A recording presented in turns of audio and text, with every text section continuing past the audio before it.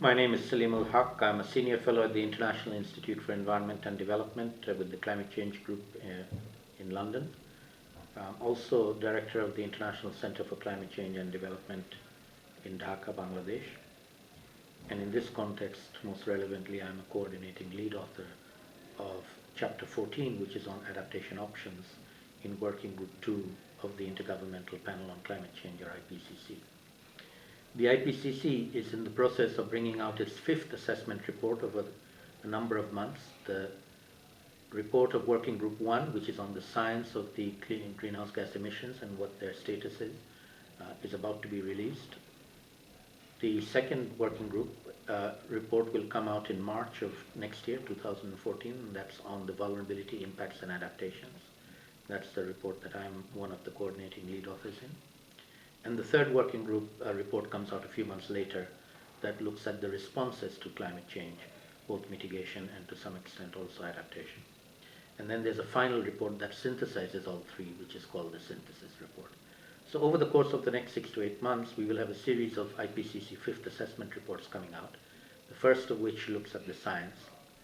And I'll say a few words about what we can expect, although these are not official on behalf of IPCC until they are finally approved and released. In general, what we are finding is that the science of climate change, and particularly the measurement of emissions and concentrations in the atmosphere, has gone up. We have passed a critical threshold of 400 parts per million in the atmosphere, which was something that we had hoped to avoid.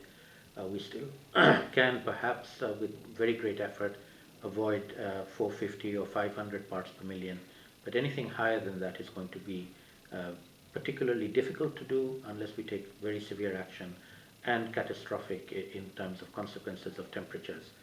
We are headed now for a temperature rise of above 3 degrees, possibly 3.5, possibly even 4 degrees or higher by the end of the century, unless we take drastic action now. So the message from the Working Group 1 is certainly that we have not been able to reduce emissions significantly. We have not been able to stabilize concentrations of the greenhouse gases. They continue to rise, and therefore we are looking at severe impacts of climate change in the medium term, and we have to take very strong actions to reduce our emissions in the longer term if we want to avoid them. I'll say a few things about some of the potential impacts, particularly on least developed countries and in South Asia, where I come from. In some of these vulnerable developing countries in the South Asian region, as well as in the least developed countries more broadly, the impacts of climate change are already self-evident. Droughts are becoming more severe and more frequent. Floods are becoming more severe and more frequent. The 1 in 20-year flood is now, on average, a 1 in 5-year flood in many countries. And typhoons, cyclones, and hurricanes, depending on whether we are in the Pacific or the Indian Ocean or the Caribbean, are also becoming more intense, if not more frequent. And therefore, we are seeing the consequences of impacts of severe events more frequently now, and therefore are going to have to deal with them.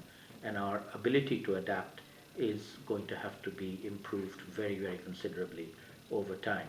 So if we want to avoid catastrophic impacts of climate change. With regard to the emissions of greenhouse gases and the opportunity for reducing them, the fifth assessment report, Working Group 1, this time gives us a sort of an umbrella or a capacity of how much atmospheric space is still left for us to emit and to fill up, and that's being filled up very rapidly. If we want to avoid the catastrophic impacts of climate change associated with 3.5 degrees or 4 degrees or higher, then we are going to have to, within the next decade or two, reduce our emissions of greenhouse gases very, very drastically. And this message, I think, will be the key message from Working Group 1 to the political community around the world, that we need to redouble our efforts to reduce our emissions if we want to avoid catastrophic impacts of climate change. All right?